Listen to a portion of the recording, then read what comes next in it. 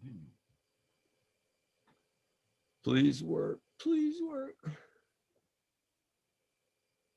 Hello? I can hear you.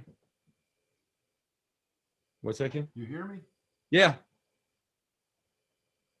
Can you hear me okay? All right. It's fine in the server. Yay. Your What? mouth was moving not with the right words at first. Oh man, it's so delayed. We might have to reschedule, man, if the server isn't going to work with us. Is it really bad? Is my delay really bad? Does what look bad? Is my delay really bad? Is it a bad delay? Is it hard to follow what I'm saying? No, but you're kind of jerky, you know, like it's like your video's been taken in snippets. Yeah. Let's test 1, 2, 3. Test 1, 2, 3. Good.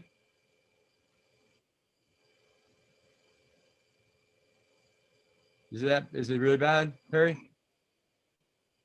What do you think? Is it what? No, no. You can understand me, okay? I can. All right. Well, we'll go with it then, and we'll just apologize for the.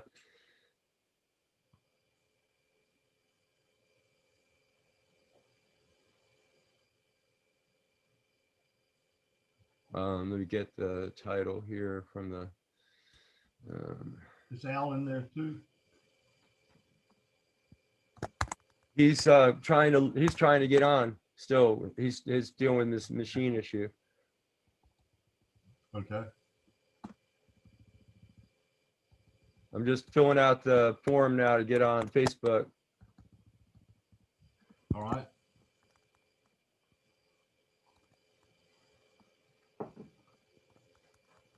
Yeah, he said all right.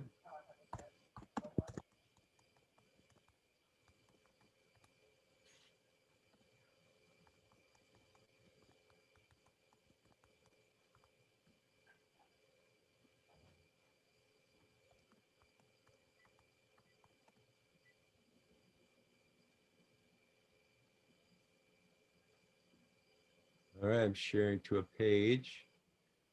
Select page, veterans from medical cannabis access. And we're going live. All right.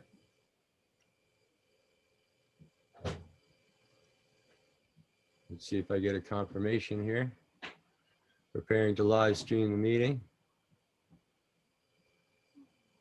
Setting up your meeting for Facebook Live. But they sure know how to set up the suspense. It's probably already up and I'm just getting the notice now because of my slow interface.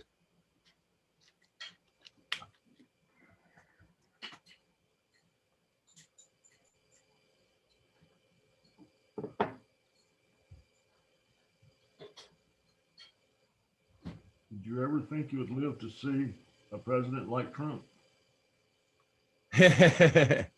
That's your first question for yourself. Let me introduce this. Hey everyone, if you're able to hear us, we're having all kinds of technical issues this morning, and I'm still coming up as Tony Landry. I can fix that fast. Sorry, Tony. I am now Michael K. All right. Oh wow. Welcome everybody. If you're able to hear us out there on the airwaves, Michael Crowitz here with Veterans for Medical Cannabis Access, and this is our VMCA Veterans Voices meeting that we have on Sunday mornings to visit with one of our top activists around the country. And this morning we're really quite honored, and it's my great pleasure to be with Perry Parks down in North Carolina, USA. Al Byrne is trying to get online. He's got an issue with his computer. I had an issue with Facebook, the server. I had an issue with my own server, and we of course had to get through the learning curve. But I think we've gotten through everything. We've got it recording and we've got it up live on Facebook. So Perry, this is kind of an open forum. You're one of our leaders, one of our top activists in our medicinal cannabis access for veterans work that we've done over these last 15 or 20 years. And much respect, much love, and much thanks for your military service and for your service after the fact, completely on your own time, on your own dime as a volunteer. And that really means something. I just really kind of want this forum to be open. And as we were starting there, you asked a question, have you ever seen anything like this? I think was the question, a president like Trump. It's President Biden now, thank goodness. We're in sort of normal seas, but the waves are still crashing around us. I can see it. And that's a good question for you. If you want to talk a little bit about the current state of affairs and what's going on, in the backlash and the aftermath of President Trump's tumultuous tenure as president, I'd be happy to start there. Good morning. Well, Michael, good morning. Thank you for all you do. I mean, you always giving accolades to everybody else, but you're the one hitting the road. So I really appreciate that. I've appreciated your sticking to it to the end. It's been years. Everybody gets tired and they want to drop out. Well, I want to go back just a little while to a political rally that the former president had that I went to in my uniform. And it was actually published in the local paper here, the Richmond County Daily Journal. And it's, I basically, he said, "Hey, how you doing?" I said, "I'm doing good. How you doing?" I said, "I'm doing okay." And I said, "Look, I use cannabis for my PTSD." He said, "What?" And I said, "Cannabis." He said, "Well, does it work?" I said, "Yeah, it works." He said, "You look great." I said, "Well, look." He said, "Where do you get it?" I said, "On the black market. What do you think?" And he said, "That's not right." Well, guess what? I still have to go to the black market to get my medicine. I'm 78 years old. I used to scurry down and ride around the corner and hide behind this to try to get my. I'm tired of that. I am tired of that. I'm 78. I am capable and able to treat myself with cannabis. And I have been fortunate to have a doctor who stood up to the BS, 12, 13 years ago when I told him, I said, "Look, I'm using cannabis and I'm going to continue to use it." And he looked at me and said, "Well, you're not a teenager." And so he decided that he would help me along. And he said, "I'm not going to lose my license, am I?" And I said, "No." But that's what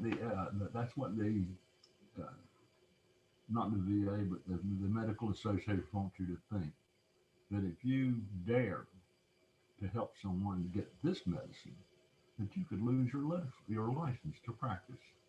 So we have lived under a draconian period, and I have actually, I'm almost coming to the conclusion that I will live under this draconian policy till I die. And that is because people who don't have a dog in the show see it as a peripheral issue. And so whenever they hear, "Oh, help the veterans. Oh, yeah, I want to help the veterans."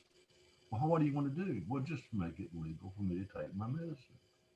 Uh, I cannot tell you how embarrassing it is to say I live in the state of North Carolina, because I've been to the legislature so many times and I told them, why I used it and what I used it for. And I said, wouldn't it be nice if North Carolina could put its farmers back to work growing a plant that cures cancer rather than one that causes it? I would say that to my former legislators right now. Where are we at 12, 15 years later? We're still scraping money, cutting off food stamps, cutting off unemployment insurance, and kowtowing to the Republican traitors in Raleigh. And I have to call them that because they have known, and I saw them as my main opposition to getting this medicine legalized, and they've continued to stonewall for 12 or 15 years now. It's just such a terrible thing. And then I have to put up with what now appears to be a threat to my form of government. I mean, a real threat. You had a three-star general stand up and say, what happened in Myanmar should happen here, should happen here. And of course, as soon as he said that, he tried to back off. But look, that is dangerous, Michael. And it's not just an idle thought. You can look at Mike Lindell's notepad that says declare martial law. You can look at General Flynn, embarrassed, start martial law. And I don't know, I know a lot of your folks here know what's going on. But for me, whenever I'm watching I was watching TV on 1-6, and I start to happen. And then towards the end of the day, somebody said, what is General Flynn doing in the Army headquarters? Oh, no, he's not there. What are you talking about? So wait a minute, General Flynn, I'm confused. And so then it says General Charles G. Flynn. Charles Flynn, that's not Michael. Wait a minute. And he's what? He's a four-star general? And he's in the control room? And he's denying help to our legislators who are being overrun? Oh, well, it would be bad optics for the troops to go in here and quell the uprising. What the heck is bad about quelling an uprising? That's what we needed to do. But I'm telling you, whenever I saw that and I saw the military denied it, that's kind of scary. You've got two three-star generals, and if you've never been in the military and you don't know what power a general has a hell of a lot of power. And when you've got two three-star generals who are trying to plant the seeds for a military overthrow, people need to wake up, Michael. We need to wake up. So let me, if I could, Perry, let me kind of fill people in who might not be paying attention as much as I am to the news. Michael Flynn was our former, was it the National Defense Advisor? I'm saying his title wrong.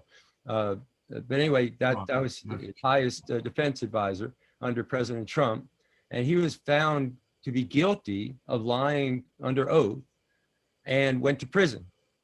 And after serving prison time and getting out, President Trump pardoned him. So he no longer has a criminal record for that crime that he spent time in prison for. That's Michael Flynn. And Myanmar is a country somewhere on earth that I couldn't point to on a map, probably. I'm really bad at geography. But I do know that the military had been in charge for many years and that they were working on a regular government and had an election. And it was a regular election and it had a regular outcome. And it didn't, I guess, the outcome didn't seem to please the military. The military raised its arms and started shouting that there were irregularities, that there was fraud, that this didn't seem right, that it couldn't possibly be that winner. Boy, doesn't that sound familiar? And the military took over in a military coup. They arrested all the elected officials that would have been elected and have killed hundreds, if not thousands of people in the streets at this point in a bloody fight for the leadership of Myanmar. This is not a joke. This is serious stuff. And to even think about Myanmar without it being a cautionary tale for the United States is a horrifying thought. That you would actually look at Myanmar and not see it as a cautionary tale is actually horrifying to me. The thought that you would actually want to go there as the United States and think that's a good thing to do is even more horrifying to me. But then finally, the control room incident, as I understand it, was a moment where the National Guard was attempting to be called in. There were folks that were under siege, having to pull gas masks from under their congressional seats and hide in the corner and hide from the broken glass and the bullet fire and the tear gas that was coming in big Lysol cans of tear gas for bear spray that these folks had brought in and were spraying into the face, which actually killed one of the police officers. That's no joke, bear spray. It's for bears, not little tiny humans. Instead of calling in the troops, there was no answer. There was no general. There was nobody in charge over at the command center. And that was evidently, as you described, Michael Flynn's brother, not answering the phone and not helping those in need. And that all is not coming to light and not really being well understood by the American people, because the Republican-led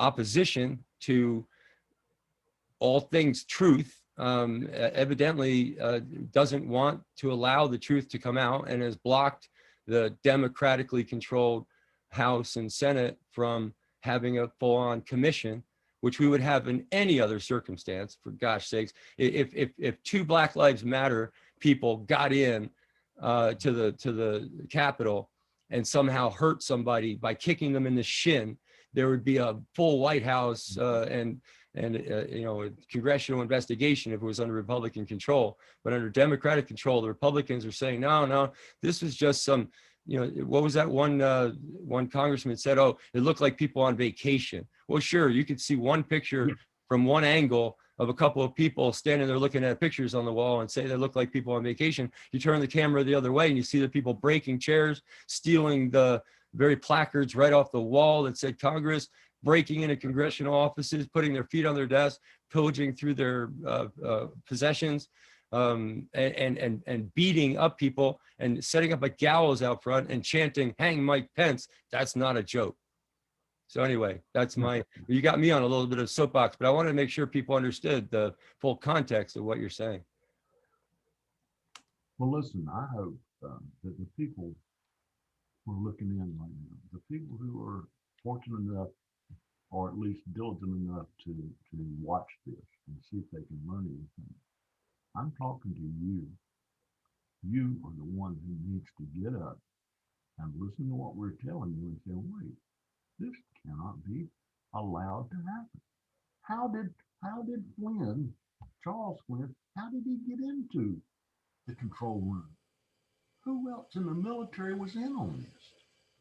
I mean, you can't just get a 3-star general to go up there and nobody knew he was coming and nobody was going to open the door for him and he didn't have his pass on. All that crap needs to be looked at, and say, who authorized this? It is, it's beyond belief. The other thing that really, if you want to see something gall me or whatever you want to call it, just upset you, and that is the total lack of honesty in our politicians. When you can look at the TV and act like the kid who stole candy. Oh, I didn't have that candy in the candy bar. I didn't. It wasn't me. That is just, your word is your bond. And people who've been through military officer training know that at one time that meant something. At one time, when you say my word is my bond, your word gets messed up, you're gone. For lying. And now we've got a commander-in-chief who is, well, no. Now we have an honest person. The one thing they can't say about Joe Biden is they all know him. They've known him for 40 years. And he's an honest, truthful man. Will he make mistakes? Absolutely. Will he do his best? Absolutely. But I can tell you this, he is not someone who would just trash the country for nothing or for his own personal benefit, which is what we had. I mean, it's unbelievable to me, the state of our government now compared to years ago. If nothing else, the truth has suffered. And when you can lie and get away with it, that's not the kind of government I want to live under. They always say truth is the best policy, but when I tell somebody something, and if I look at you and say, look, this is the honest truth from me, I'm going to do my best to be honest with you. We cannot live in dishonesty, or we can, but you'll be scared of every corner that you're being undercut or undermined. And our military today has been. I'm going to do my best. I hate to say it, but it's been we kept under attack. The military itself is under attack. Whenever you start to erode the trust in the military leadership ranks, you have eroded trust into one last thing where they agreed, hey, I'll tell you what's true and you tell me what's true and I've got your back and you got my back. But if we're lying to each other, too bad. Hey, Al still didn't get on? I don't see him yet. Hoping that he's going to find his way here. Al has been dealing with issues with his computer and was trying to reboot. I would imagine by now he's close to rebooting, but yeah.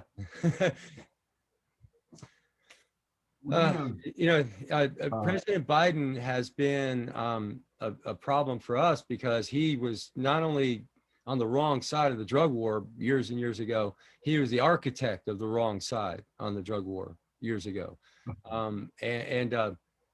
He really hasn't done anything to really show us really clearly that he's learned his lessons.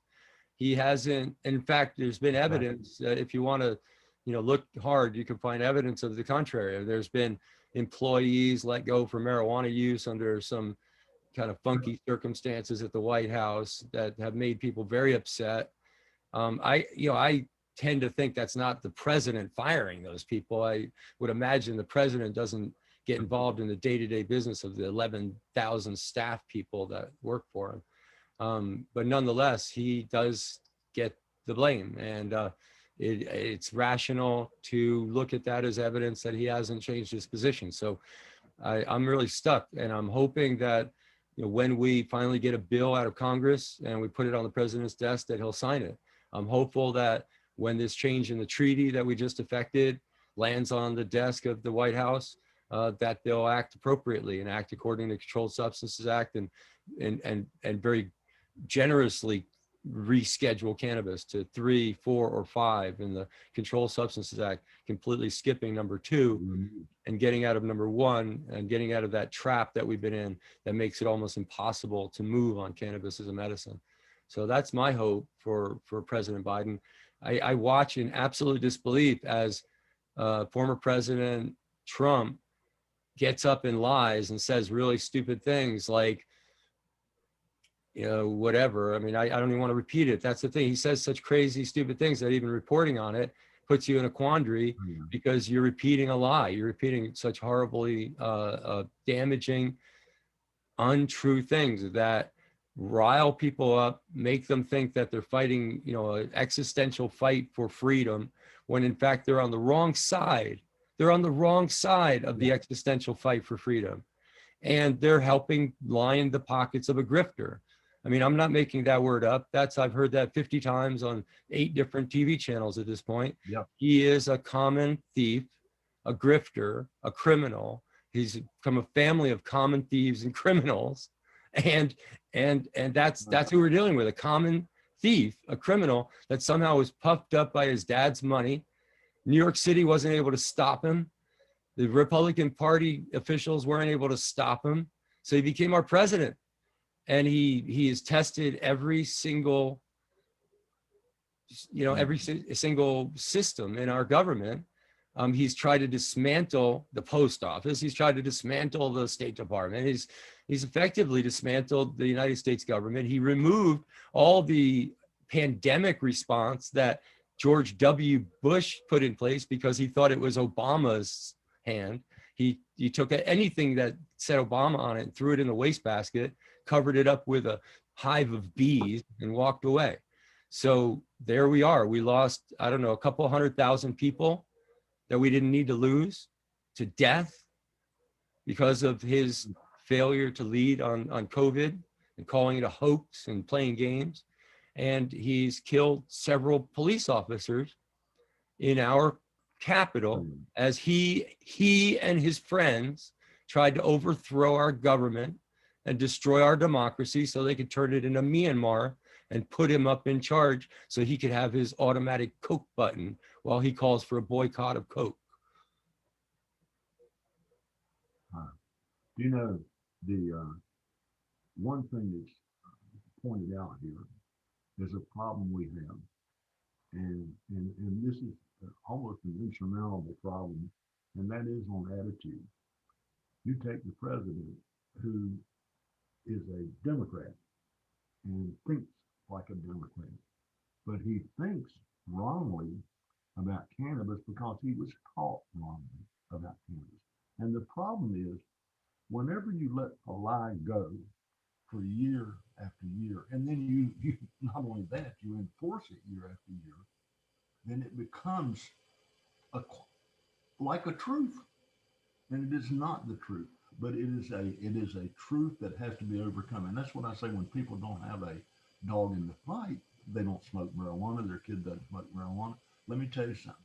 If you're an American, you got a fight on your hands, whether you realize it or not, because your children and other people are being unfairly smashed and hurt and deceived by the old crowd.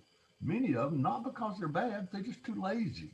I mean, I pointed it out to you before. I took that picture with 30 different magazines, each with the complete story of pot from the beginning to end, and to tell you all the wrong stuff that happened. And yet, with those 30 magazines, we continue to get the lie. 30 mainstream magazines with full cover articles. That was a pretty neat picture. I like that picture. National Geographic, you name it. They were all, they were not right-wing rags or left-wing rags. These were our best. These were our reporters trying to get to the truth, because the truth matters.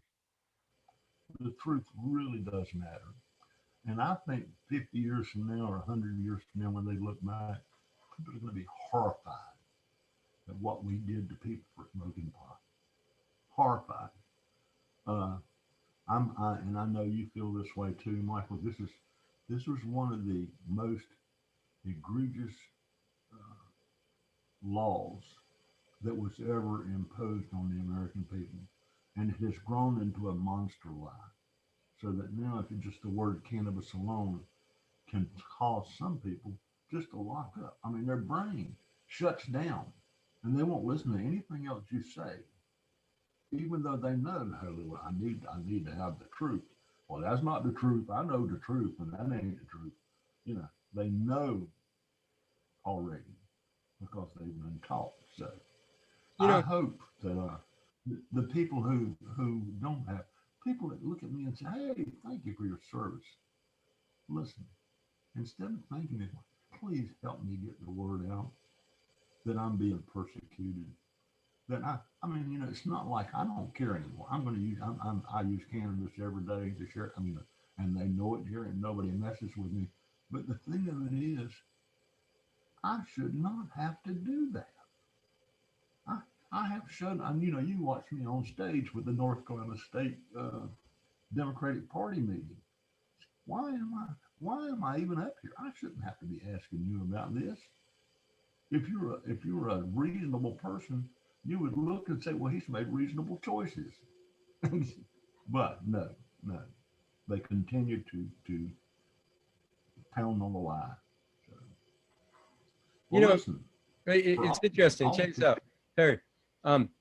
In Virginia, the news recently talked about how they're retiring the police dogs from the state police, the canine units. They've got, I think it was 15 or 16 dope dogs, as they're called, that ride along with canine units, state policemen around the state, and they're retiring all of them because we're legalizing cannabis. And I thought that was interesting. I mean, they're dope dogs. They look for heroin, they look for cocaine, but they're retiring them because we're legalizing cannabis. They're no longer going to have the dogs. And if that doesn't tell you what position cannabis holds in the drug war, where it fuels the very thing that looks like the Germans with the dogs and the police knocking down doors and pulling women and children out by their arms by police dogs while they ravage the house looking for little baggies of drugs. That's on the back of marijuana. That's on the back of cannabis. And we now have 36 states, I think it is, that have modern medical cannabis laws. Not one of them is North Carolina or Virginia. And we have, I think it was 16 or 17 states, the last count, of legalization. And one of them is now Virginia, and one of them is not North Carolina. So that stark difference of reality, of truth, of fairness, of justice is really quite bright now, right between you and I. I mean, you and I are sitting, 100 miles away from each other in a different, as of July 1st, in a different reality, in a completely different reality, where one is still under the boot of war, of a war on drugs. That's a war on people, and more a war on veterans, because we are unnecessarily represented in homelessness, in drug addiction, in disability. I mean, we have a disproportionate number of our veterans that are disabled. That's why disabled veteran is such an issue, because there's such a big proportion of military veterans that are disabled compared to the American public. So we face a lot of the brunt of this war on drugs, and a lot of our military veterans are in prison because of a cascade of events that started with a marijuana charge with a police officer and a dope dog. It is. It was sad to me, but I want to tell you, one of the most enjoyable times in my life was when I met you, and I realized that, hey, he's on the same plight I am. And not only that, very few people know me say, you sat there and you didn't talk all night. So Mhm. now I was listening to a man who spouted off information about cannabis that goes way back. So, Yep. and you need to take your flag and run around Virginia, because Virginia was your state, and congratulations to you. Uh, at least I can run to the western part of North Carolina, and listen up, if you're from North Carolina and you get in a 100-acre site in western North Carolina controlled by the real men of Virginia and North Carolina, the Indians who were here when we came, they saw the light and they made cannabis legal in western North Carolina. 100 acres where you can have 1 ounce and smoke it and do whatever you want. They just said, hey, the heck with your laws. We control our law here, and we don't see any problem with it. So that was good news. And a lot of people in North Carolina don't even know it. That, Hmm. you can go up to west side of Asheville and be uh, content with your vacation. Uh, have you, I know Al and him are also, some of the early warriors in this fight. And it has been it's been a real pleasure for me to meet all these folks and to travel around. And even though there's a large number of people in the dark, we have made progress.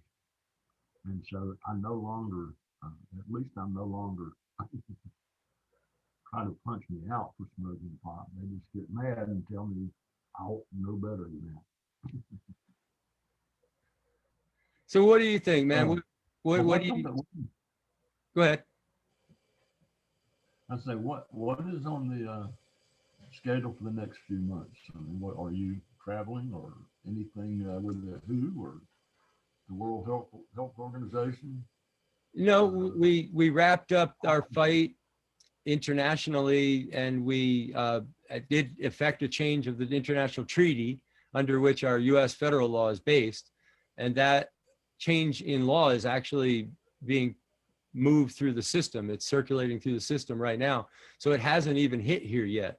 I've seen no evidence that the United States government has gotten the mandate from the treaty body to move on this. So this is going to be, I would reckon it's going to be pretty big news eventually in the next couple of months here, when it does hit the action stage of the change. I don't have any more trips to Vienna or Switzerland planned, but we do have a meeting coming up towards the end of this month with AMVETS. AMVETS is putting together a somewhat of a cannabis summit for military veterans. That's going to be online on the 27th of June. And that should be interesting. It serves to bring together some of the leadership within our veterans medicinal cannabis movement and bring us together with leaders in AMVETS and the veterans service organizations. And through their contacts, hopefully we'll have some good attendance by members of Congress and members of the Veterans Affairs oversight and Veterans Affairs department. There's so much going on that it really is kind of a little bit mind blowing. I mean, we have, basically a imminent change in schedule of cannabis at the national level because of the treaty. And then we have an imminent change in the law, descheduling of cannabis completely from the congressional side, a handful of bills. We also have a handful of bills in Congress that, should we fail to change the overall marijuana law, will actually protect veterans in various ways. There's, for example, a Safe Harbor Act that would give veterans some time, even with federal law unchanged, where we'd still be allowed to use our cannabis and possess it on federal property, which is an interesting sort of, hard fought space, almost like creating a little bit of Switzerland in the war on drugs within the VA department. I guess you could look at it that way, a little bit of neutral ground in the war on drugs where veterans can use their cannabis. But I'd be very interested in your opinion of what we should do and what cannabis, what I would like to know, what in a perfect world, would you want the cannabis to be in the pharmacy at the VA? Would you want the VA to pay for your cannabis and have you get it from a farmer out in the field and, under a state program? Because that looks like, for the time being, what we're going to have. It looks like we'll have the state programs will continue to exist under federal legalization. It shall be quite a while, I would imagine, before we get proper cannabis products into the pharmacy, just because the FDA is in that process and it takes time and a lot of money. So anyway, I'd just be curious what you would think would be perfect for you. How would it work best for you? It would work best for me if it were provided like other medicines under my insurance and help me pay for it. And look, the number of people who could be helped by this, you don't have to be outwardly sick. You just have to be a veteran of a war. And if you're not familiar with it, it has a way of reprocessing things that you saw. And just from my own PTSD, they say, well, why do you keep using it? Well, I keep using it because I found that I can survive and I can survive well on it. I'm not addicted to a medicine that's going to kill me. At least I don't seem like it yet. I'm 78. And I really resent the fact that it has been so hard to tell the truth. Because when I stand up and tell the truth, oh, he lies. He's trying to get you hooked on drugs. So I am pleased with the progress at this point. I'm not, oh, I say I'm pleased. I'm happy, but I'm not yet pleased because people still don't understand. And people still believe that part of my reason for doing this is my drug addiction, not the PTSD. But I was offered a chance to participate in this program down in Charleston with microdosing Alberta. Microdosing, go ahead and finish. Al's joining on audio, it looks like. Yeah, I was going to this program where they microdose you know, LSD and other drugs. And he said, well, first of all, you have to give up cannabis. And so I said, wait a minute, listen, I'm going to give up cannabis, which treats my PTSD, for about a month, and then I'm going to try another medicine to see if it works. I don't think so. So I didn't want part of the trial. Good morning, Al. Alice finally made it through Good the. morning, guys. Sorry I'm tired. Good to be here. Good to be here. Yeah, we've been talking. We talked a little bit about politics of the day. Even vented a little bit about the ridiculous situation that we find ourselves in. Really unnecessary death from COVID, and a battle that looks like 1812 when you look at it on TV at the Capitol. You know, from January 6th. Perry was just talking about how, you know, the future would look to him, that he would like to see, you know, cannabis be basically treated like any other medication, that he could get it through his insurance and not have to, you know, battle with the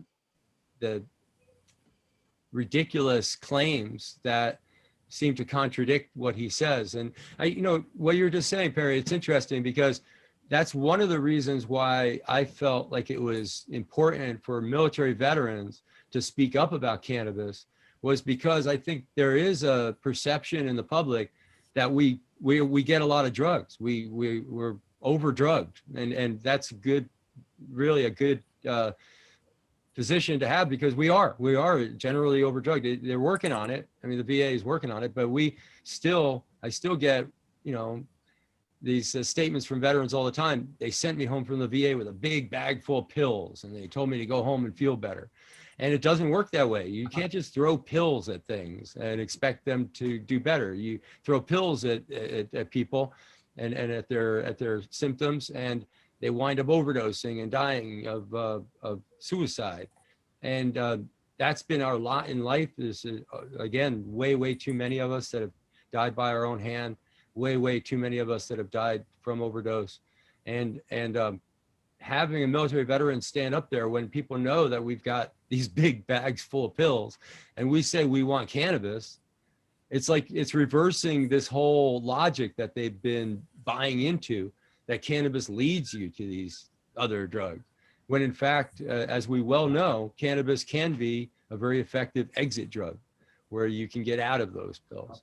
So anyway, what you got, Al? You want to take us out here this morning with your end conversation?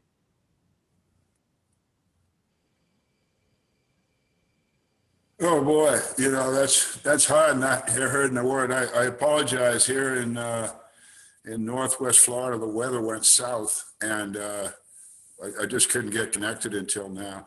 Well, no, the only thing I would, in general, comment, and you guys may have mentioned this, but of course the VA says, without much credibility, that 22 veterans a day commit suicide.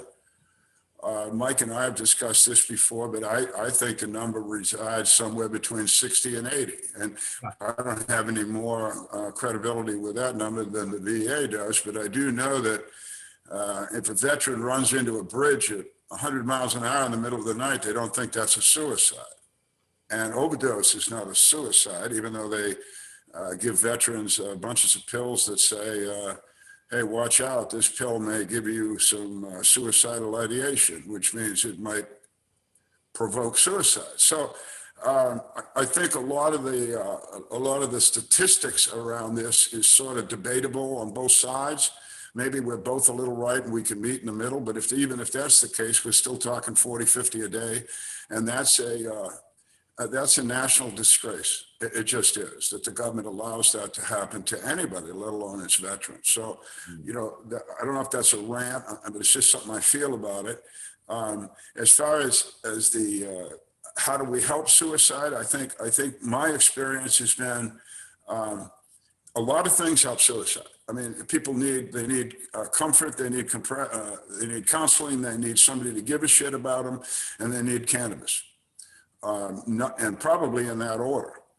But the cannabis is in there, and the pills and the alcohol is not in my equation. And Going back in time when I worked for the Agent Orange people as a counselor in Virginia and North Carolina, et cetera, with a bunch of other guys like me, we found universally, we were the counselors, found universally that if we could get these guys up in the woods, non-vets, all of them, on cannabis and get them off the booze and stuff and the cocaine, life got a lot better. So that's practical experience as well as just, I don't believe statistics, even though I'm a trained economist. But there's more to this than numbers, and we know it as vets. And I'll stop there because I don't know where you guys have been. I don't want to go someplace double here. All right. No, man, that's right on point.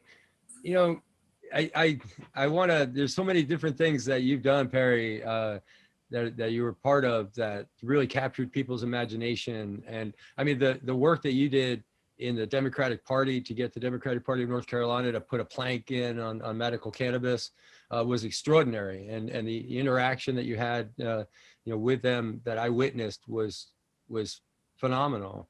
The one thing that jumps out at me though was the bong hit heard around the world. So I don't know if you remember this, Al, but Perry did an interview and took a hit. Oh yeah. The pipe that he likes to use around the house is a bong, and he takes this bong hit, and he's just a good-looking guy, healthy, fit. What'd you say, 74-year-old? It just caught people by surprise. This is usually a photo op of a teenager with a bong, and here's this, senior military veteran, distinguished veteran, taking a bong hit. It just really, I think it tickled people, and it went viral, as you say. So anyway, what's your now, having been a couple years past that, what's your take on that now, Perry? It was the bomb hit heard around the world. I say that because I have the picture of me smoking that bomb, and the wordage underneath it is in Chinese and Japanese and Arabic and everything else, because he was 74 years old. When the AP called me, they said, "Look, we're doing a story on seniors using marijuana. And we understand that you partake." I said, "Yeah, I do." And they said, "Well, we would like to include you in the story, but I don't suppose there's any possible way that you would consider letting us film you do that." "Oh, hell yeah!"